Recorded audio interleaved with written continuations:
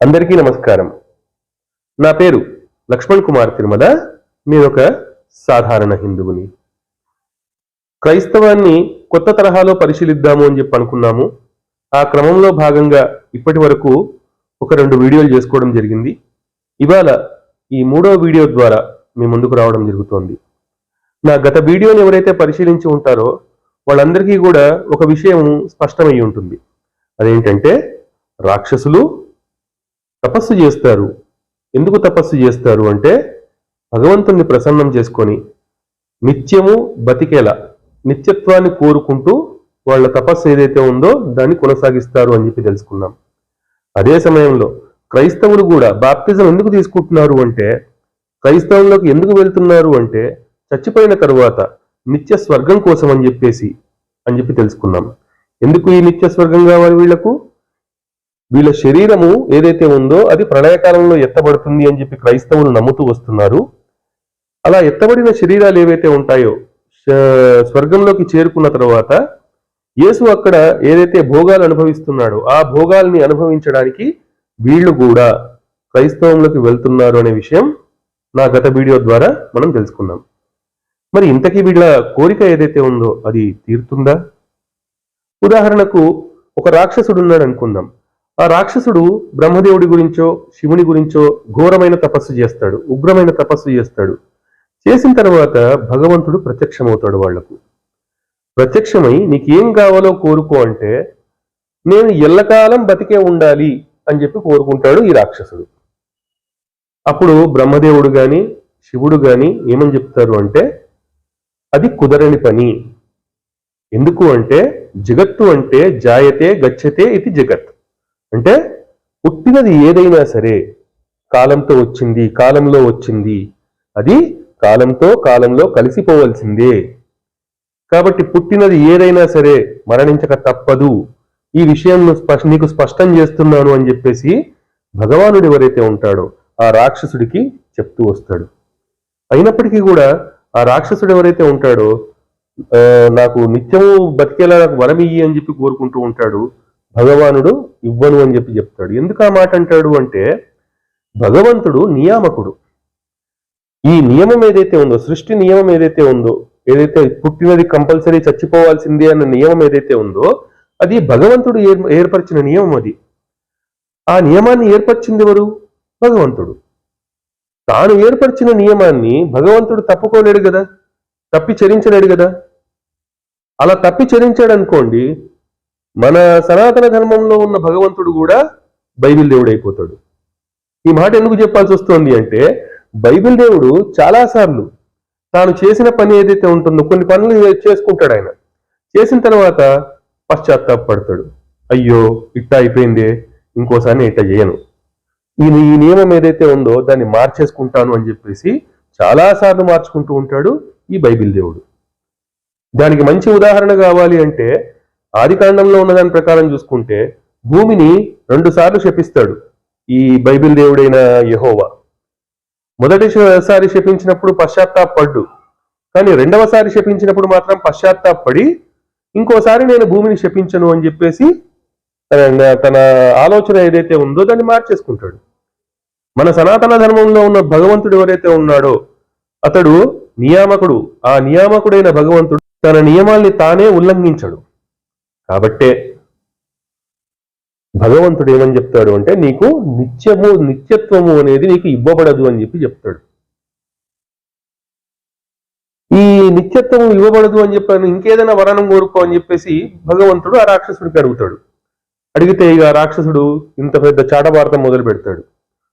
ఆకాశంలో గాని భూమి మీద గాని, లోపల గాని బయట గాని, అస్త్రాలతో గాని శస్త్రాలతో గాని, మానవులతో గాని మృగాలతో గాని, దేవతల చేత గాని దానవుల చేత గాని నాకు మరణం రాకుండా ఉండేట్టు చూడు స్వామి అని చెప్పి ఈ రాక్షసుడు ఎవరైతే ఉన్నాడో కోరుకుంటాడు. అంటే ఈ ఒక రాక్షసుడు ఒక విధంగా కోరుకుంటే ఇంకో రాక్షసుడు ఇంకో విధంగా కోరుకుంటూ ఉంటాడు. ఈ విధంగా వాళ్ళు ఏవైతే మరణానికి తాము కంపల్సరీగా బలవుతాము అని చెప్పి తెలుసుకుంటారో వాటి నుంచి బయటపడడానికి ఈ రాక్షసులు ఎవరైతే ఉన్నారో ఆ పేర్లన్నీ చెప్పేసి తప్పుకుంటారు. ఆ వరం నాకు ఇవ్వు అని చెప్పి అడుగుతారు.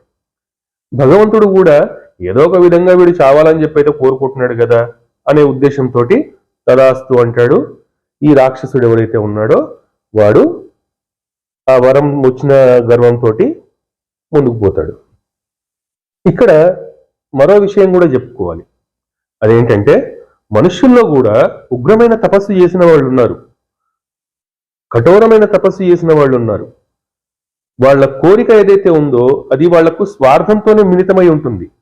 కానీ కొంతకాలం తరువాత వాళ్ళు ఏదైతే సాధించారో వరం ద్వారా సాధించింది లోక కళ్యాణార్థం మారిపోతుంది. ఉదాహరణకు చెప్పాలంటే భగీరథుని తీసుకుందాం. భగీరథుడు ఎవరైతే ఉన్నాడో ఆయన స్వార్థంతోనే తపస్సు మొదలు పెట్టాడు. తన పితరులు ఎవరైతే ఉంటారో వాళ్లకు స్వర్గం రావాలి అని చెప్పేసి గంగాదేవిని భూమి మీదకి తీసుకొని రావడానికి తపస్సు మొదలు పెట్టాడు. అది అతని స్వార్థం. కానీ తర్వాత ఇప్పుడు కూడా మనము గంగలో మునిగి మన పాపాన్ని పోగొట్టుకుంటున్నాం కదా. సో భగీరథుడు తన స్వార్థంతోనే తపస్సు మొదలు పెట్టినప్పటికీ కూడా అతని వలన భూమి మీదకి వచ్చిన గంగ ద్వారా మనము మన పాపాలని పోగొట్టుకోగలుగుతున్నాం ఇప్పటికి కూడా. అది లోక కళ్యాణం కిందికి మారిపోయింది. ఇక క్రైస్తవుల విషయానికి వద్దాం. వీళ్ళది కూడా అంతే. వీళ్ళది ఎట్లా ఉంటుంది? వీళ్ళు నిత్య స్వర్గం వస్తుంది అని చెప్పి అంటున్నారు కదా. వీళ్ళ స్వర్గం ఏమన్నా ఫస్ట్ నుంచి ఉందా? లేదు, కాలంలో వచ్చింది. దీనికి ఆధారం ఏంటి? బైబిలే. బైబిల్ ఆదికాండము 1వ అధ్యాయము 1వ వచనాన్ని మనం చూసినట్టయితే ఏమని ఉంటుంది? ఆది యందు బైబిల్ దేవుడు భూమి ఆకాశమును సృజించెను అని చెప్పి ఉంటుంది. అంటే బైబిల్ దేవుడు మొట్టమొదట చేసిన పని ఏంటి? కాలం మొదలైంది. కాలం మొదలైన తర్వాత బైబిల్ దేవుడు చేసిన మొట్టమొదటి పని ఏంటి అంటే భూమిని ఆకాశాన్ని సృజించాడు. కాలంలో వచ్చింది కదా. కాలంలో వచ్చింది ఏదైతే ఉందో అది కాలంలో కలిసిపోతుంది, కాస్త ముందు వెనక. ఇప్పుడు మనకు 100 ఏళ్ళ ఆయుష్ ఉందనుకుందాం. ఒక కుక్క ఉందనుకుందాం, దానికి 14 ఏళ్ళ ఆయుష్యే ఉంటుంది, మనకంటే ముందే పోతుంది అది. ఒక చెట్టు ఉందనుకుందాం, దానికి కొన్ని 100 సంవత్సరాల ఆయుష్ ఉంటుంది. ఒక నక్షత్రం ఉంటే దానికి కొన్ని 1000 సంవత్సరాల ఆయుష్ ఉంటుంది, కొంచెం ముందు వెనక. కాలంలో వచ్చింది, కాలాంతరంలో కలిసిపోవాల్సిందే. ఇప్పుడు బైబిల్ దేవుడు సృజించిన ఆది యందు భూమిని ఆకాశాన్ని సృజించాడు కదా, అది కూడా కాలంలో వచ్చిందే కదా, కాలంలో కలిసిపోవాల్సిందే.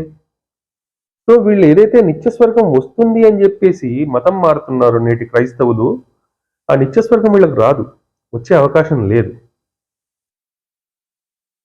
ఎందుకు అంటే మళ్ళీ చెప్తున్నాను, కాలంలో వచ్చింది, కాలంలో పోవాలి. జాయితే గచ్చతే ఇది జగత్ కదా. బైబిల్ దేవుడు సృజించాడు, కాలం మొదలైన తర్వాత మొట్టమొదటి చేసిన పని అది. కాబట్టి వీళ్ళ స్వర్గం ఏదైతే ఉందో అది నిత్యం కాదు. కాబట్టి వీళ్ళు ఏదైతే నిత్య స్వర్గం వస్తుంది అని చెప్పేసి బాప్తిజం తీసుకుంటున్నారో లేదా క్రైస్తవంలోకి వెళ్తున్నారో ఇదంతా కూడా ఒక భ్రమ అని చెప్పి చెప్పుకోవచ్చు. సరే, రాక్షసులు వరం పొందారు. వాడికి కావాల్సిన వరం ఏదైతే ఉందో ఆ వరాన్ని పొందుతాడు. వరాన్ని పొందిన రాక్షసుడు ఏమవుతాడు? లోక కంటకుడిగా తయారవుతాడు. ఈ క్రైస్తవులు కూడా అంతే. బాప్తిజం తీసుకున్న తర్వాత లోక కంటకులుగా తయారవుతున్నారు. నిత్య స్వర్గం వచ్చేస్తుంది, మేము స్వర్గంలో నిత్య భోగాలు అనుభవించేస్తాము యేసుతో బాటి అని చెప్పి నిర్ణయించుకొని వీళ్ళు లోక కంటకులుగా తయారవుతున్నారు. అది ఎలా అన్నది నా మరుసటి వీడియోలో తెలుసుకునే ప్రయత్నం చేద్దాము. అప్పటి వరకు ఉంటాను. జై శ్రీరామ్. భారత్ మాతాకి